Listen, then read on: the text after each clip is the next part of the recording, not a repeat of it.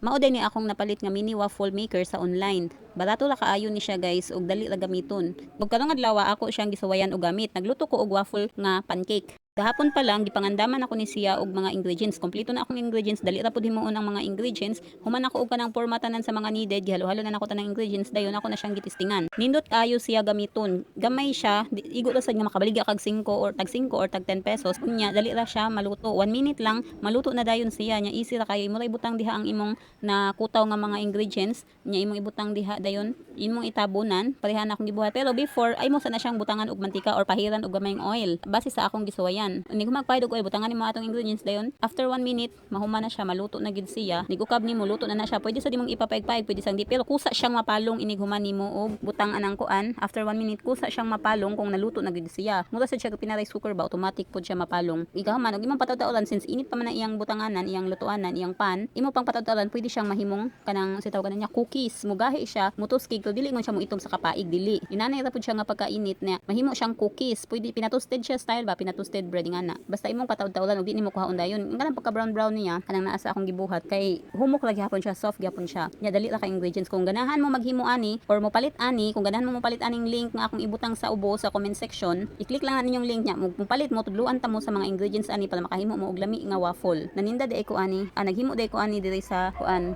naghimo ko diri sa balay nya. Akong gipada sa akong mga anak dito sa eskwelahan nya ni malit na malit iyang mga kuan, iyang mga maestro iyang mga classmates. So tag G's akong baliga dito sa eskwelahan since lami man akong pagkahimo ani kay lami siya og ingredients. So kung gusto mo mosuway anig palit, tudloan ta mo unsaon paghimo nga barato lag ingredients niya, dali ra siya mahimo. Unya nindot kaayo siya, soft pag dili siya katong gahion nga kuan, lami siya, soft kaayo ang iyang texture sa iyang pagka-waffle. So ingon ana ra siya kadali gamiton og lutuan guys. So wa sa pa may inyong gipaabot, pamalit na mo.